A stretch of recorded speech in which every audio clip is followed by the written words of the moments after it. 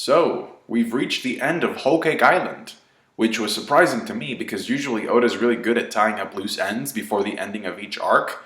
But with this, it's like he just stamped a giant to be continued sign by the end of this. He just kind of hit pause and left a lot of things unresolved. Okay, so here's my list. Number 1, what happened to Pound? What happened to Peckham's? What happened to Caesar? And what's his relationship with Judge? Judge, what do his eyebrows look like without the helmet, without the bandages? And when is he going to stop believing that Sanji is a failure? When is Sanji going to prove him wrong? Why was Flampe a thing? When is Pudding going to awaken her third eye power? I guess we'll find out the answers to those questions and more once we go to Elbaf. And I'm saying this because I think to me, it just doesn't make any sense for them to go back to Whole Cake. Because it's like, what's there to do anymore? Like, we've already explored the area.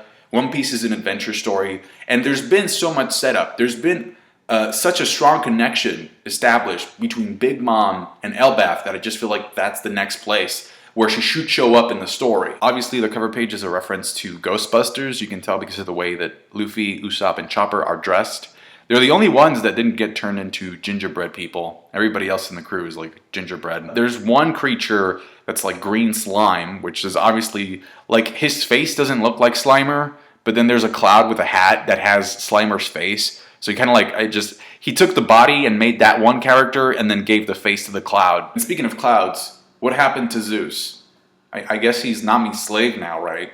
I guess that's going to be something that Nami is going to utilize once we get to Wano. So yeah, Luffy is a sweet buster now. And it's funny because he's punching the sweet that is grabbing Zoro. So he's kind of like freeing Zoro with a punch there. This chapter went in hard for the emotions. It was a very emotional chapter. Like, if you forget that One Piece is a shonen, this chapter is actually very, very good. Because overall, I think the theme of the chapter is loss. I mean, it opens up with like Sanji just staring out into the sea, thinking, reminiscing about Pedro.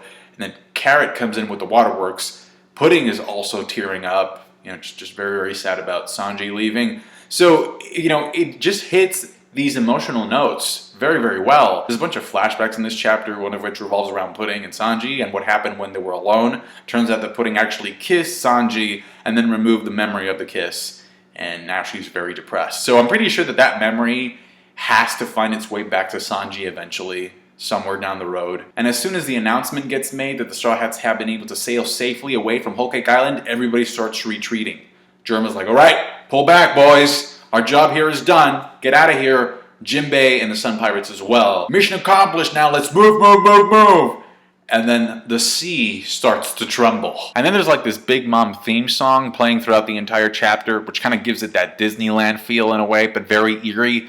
And if I'm being completely honest, the translations for these things, for these lyrics and these songs, I don't care which one you read. For the most part, they're all pretty garbage because, like, the Japanese sometimes just doesn't translate lyrically well into English. Like, I think like you miss stuff from the Japanese, and just people just have to adapt this, and sometimes a lot of stuff gets lost in translation. But you kind of get the feeling that it's the same as a song that she was singing when she ate the cake, and then the song that she was singing when she was preparing for the wedding. So we're probably going to have to wait for the anime to do its thing and just hear the flow with the music and then get a better feel for it. My favorite part of the chapter, though, is definitely the Katakuri and Brulee scene, just because I think it adds more depth to these two Charlotte family members. And I think the more I learn about Katakuri, the more I am convinced that the fight against Luffy should have ended in a draw. Like, even Brulee says that Katakuri wasn't supposed to land on his back. That he kind of turned himself around so that Luffy could see that technically he was the one to push him on his back. But that wasn't the case. He just made Luffy believe that. And she's like, why'd you do that? And Katakuri's like, I don't know. But I think it's because I think part of him is tired of having the big brother Katakuri role. It's a lot of pressure. And like, he even tells Brulee, you know, that whole thing about me not being on my back, that's a myth. That's a lie. It wasn't really true. But he took that upon himself because he wanted to protect his siblings. Like, you see it in the flashback, in which he has to take on this second in command role to protect his siblings, because if he doesn't do it, who's going to do it? Big Mom doesn't care about her kids. I mean, she's like crazy, you know? She just kind of uses them as chess pieces, but she doesn't care. So in a way, I think Katakuri was forced to fulfill that role, to be a protector. And I think one of the reasons why he let Luffy see him on his back is because he's saying, you know, I'm tired of this. Like, I hope that you come back one day and just defeat my mom, because this family is very dysfunctional, and I've been carrying this load of bricks that I don't want to carry anymore. So was Katakuri holding back during his fight against Luffy because he secretly wanted Luffy to end up being victorious? Maybe. I've already said, like, there's a couple of moments in the fight where Katakuri clearly has the advantage. He could clearly finish off Luffy when he's breathing on the ground, trying to catch his breath, and he doesn't do it. But I think maybe the point is that we'll probably never know. We'll probably never know if he was holding back. By the way, young Brulee looks a lot like young Pudding. You know, they both look very cute. And I feel bad for Brulee because not only do we find out how she got that scar on her face, but it's essentially like she was being bullied when she was younger, and she essentially got bullied all throughout this arc.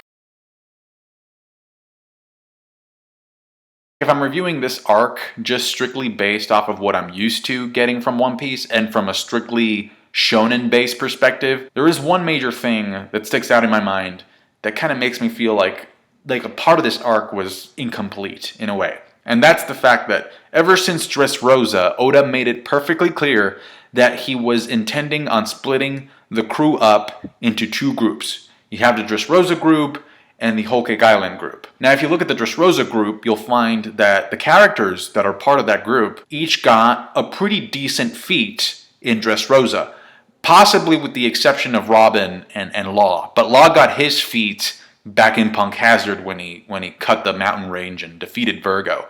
But everybody else got a major feat. Like, if you look at it, like Frankie defeated Senor Pink, Usopp defeated Sugar, Zoro defeated Pika, Luffy went Gear 4th. So those are pretty substantial feats. Now, when it comes to the Whole Cake Island group, the one with the biggest feats, and obviously, I mean, this is normal because he's the main character, is Luffy. But if you look at each character individually, yes, Brook had some moments. Yes, Chopper had some moments here and there. Nami, I mean, she intercepted Zeus. And Sanji, yeah, he baked the cake. But overall, combat-wise, I feel like the leaps of the Dressrosa group were a lot bigger than the leaps that the Whole Cake Island group took. Now, again, I'm saying combat-wise, because character-wise, I mean, Sanji's character growth from this arc, just the fact that, I mean, like Pudding, and then how he faced off against Luffy, and how he decided that he was going to stay to save the Germa, all that stuff, that's amazing character growth for Sanji. I'm not talking about the character part, I'm talking about them as combatants. Because moving forward from this, like somebody like Chopper, for example, I feel like he's just basically there in the story right now so that, you know, they can sell merchandise. Just sell plushies and keychains and all that good stuff. And if you look at it from a general storyline perspective, like, you know, Brook, he was able to get the poneglyph copies. That was great. He destroyed Mother Caramel's photo. Nami was able to manipulate Zeus and gain his loyalty, I assume. Carrot went Sulong. And then Sanji, I mean, he had a couple of feats, like, you know, sprinkled in between here and there, but like, I think the one that really sticks out is when he dodged the Katakuri jelly bean at the wedding. You know, just pointing to some crazy levels of observation hockey on his part. And I guess now the common train of thought is, oh, it's because everything's being saved up for Wano. And, you know, they might get their 1v1s in Wano. And it's like, yeah, but you do know that the Dressrosa group will also be getting feats in Wano. Right? No way are we leaving Wano without Zoro getting a 1v1 feat. I mean, that's just obvious to me. So with that, I guess everybody's going to be pushed to their limits and therefore level up in Wano. And we'll see how that happens to each of the individual characters. That's going to be very interesting to see. Do you think Capone will follow the Straw Hats to Wano? Because he escaped, right? I think it's obvious that he escaped. Of like facing off the one page. That being said, the one-page spread of Big Mom bursting out of the sea and facing off, like everybody's like, was beastly. The one-page spread of Big Mom jumping out of the sea and facing off against the Vinsmokes and the Sun Pirates was beastly. You have like Smoothie and Daifuku just like in the corner laughing. It's like, ha ha ha. She's really gonna, I mean, it's obvious that she's about to wreck them. All of them are bleeding. Like the Vince Smokes and the Sun Pirates, you know, there's part of their face that you can see that they've taken some damage. And so she's zeroing in on them. Ma, ma, ma, ma. She's like wagging the finger at them, going like, Jimbei, Jaji, remember my Yonko stats? You honestly thought that you could leave? That you could get out of here alive? What was that thing you said about me, Jimbei, back at the tea party? What was it you called me? A mere Yonko, I believe, right? No, mama, no. Ah! And so personally, I think that the color spread offers us a clue about what will happen to the Vince Smokes and the Sun Pirates. And that is the fact that I think Big Mom will use her powers to turn them into homies. Because that's essentially what she was planning on doing to Luffy in the previous chapter. That's what she said she was thinking about doing. I'm going to turn this Straw Hat into a homie. So I do not see why she would do anything else with the people that tried to protect him and that decided to sacrifice themselves. And so what that does is that it sets up a confrontation between Luffy and Big Mom. So Big Mom arc part 2, so that Luffy can defeat Big Mom and then free the lifespan of the people that got intercepted at the end of Whole Cake. And we know that this is an actual possibility because we saw Moscato return in the previous chapter after being stripped from his own lifespan. Anyway, back at the Sunny, Sanji finds out that Luffy ended up burning his kitchen because he tried to cook. He's like, what happened when I was gone? And then he starts cooking a meal for them, and it's a very cool parallel of what's going on in the Baratier with Zeph, as he's cooking for some people that are his enemies, apparently.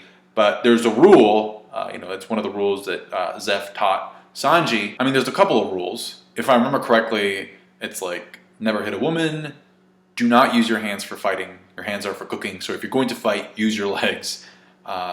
Do not waste food, and then never refuse a meal to somebody. And that's what they're doing. They feed people because they're good people. And it's father and son, and I like how the panel just kind of merges together with the dish in the middle there.